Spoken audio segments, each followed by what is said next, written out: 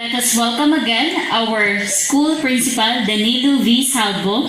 By respect to our city councilor and committee on education, Honorable Noli Pardillo, to our APs,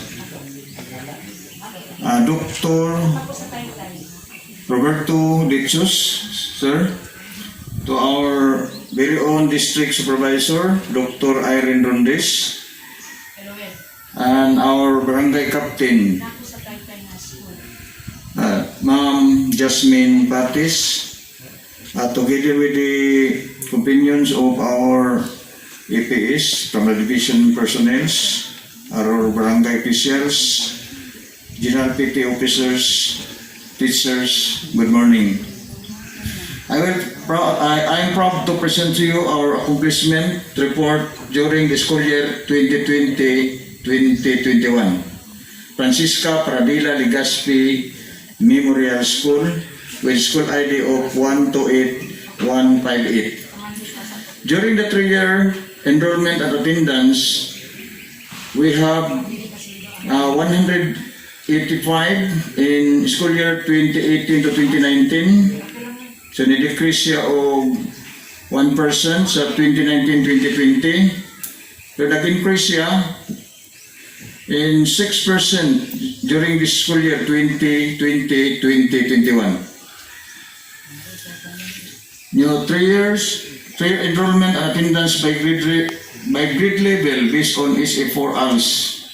So, dinilanta sa 2020-2021, we have 8 learners in elementary, 48 learners in secondary enrollment with 100% attendance.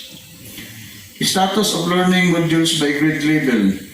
So 100% and self-learning module. Status of self-learning modules for us learners. Dinita sa school year 2020 to 2021. We have 2 learners in elementary, kaya transfer na sa secondary ang uban, with 48 learners in secondary with complete learning activity sheet. For distribution and retrieval of self-learning modules by grade level.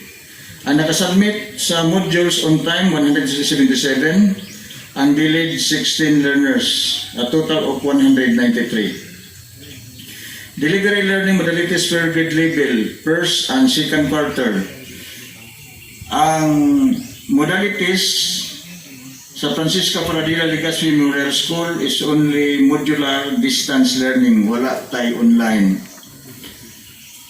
And then learning delivery modality satisfaction survey, so 100%. Issues and concerns by grade level. So with rating, 100% in written works, and performance tasks 100% with ratings. So issues and concerns, financial management, no unliquidated cash advance for this fiscal year 2020. So issues and concerns regarding personnel matters. So we have one teacher na medyo na-suffer siya sa mild stroke, na si Ma'am Rustica Katambakan, na mo-retire karong August 2021. So issues and concerns regarding admin matters. So we have several old and hazardous trees na daghang kayong mga kahoy diri nga hazardous na kayo nga delikado na kayo sa mga bata o sa mga parents. Next ma'am. So partnership and linkages. Next ma'am. So Mabuhay Binyel Corporation, muna itong mga stakeholders. Mabuhay Binyel Corporation donated shoe boxes worth of 59,220 if I'm not wrong. Next. Mabuhay Binyel Corporation donated hand washing facilities and disinfectant worth of 10,000. So makita ninyo na sa 1 160 reams of bond papers donated by LGU through Mayor Celso G and Honorable Noli Pardillo. 160 reams of bond papers. 20 reams of bond paper donated by Beverly Canoy and Hedy Kaling. Three Globe Wi-Fi units and prepared cards donated by LGU through Honorable Mayor Celso G and City Councilor Honorable Petronilio Pardillo. 22 rims, kanibago pa ni, rims of bond paper donated by LGU again through Honorable Celso G and Honorable Petronilio Pardillo. 1 unit of brother printed donated by Newtek Pulp Incorporated. So gitagaan ta sa pining Newtek of 1 unit of printer. Congressman Honorable Frederick Xiao donated 1 unit of Canon printer. 22 reams of bond paper donated by Newtek Pulp Incorporated. So nag-donate sila na to mga bond paper. 1,500 nga cash donated by Als Mobile Marilyn Ibanez for school frontage repent. 1,500 so many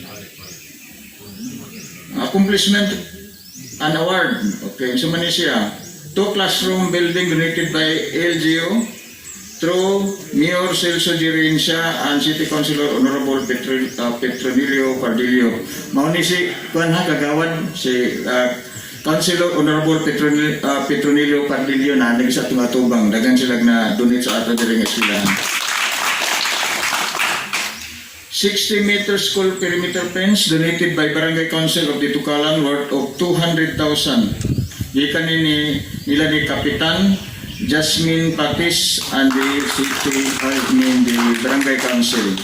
Now, maning nasa likod dito, 60 meters worth of 200,000. Mayantag masumpayan pa ni Kapitan. Overhead water tank donated by LGU through Mayor Celso G and Honorable Petronilio Pardillo worth of 100,000. Kana siya na dito sa kilid anang building. Okay, next. 10 school benches donated by LGU through Mayor Celso G and Honorable Petronilio Pardillo worth of 180,000. Makita ninyo na mga color dito ng mga bangko, bago pa na siya ng mga bangko.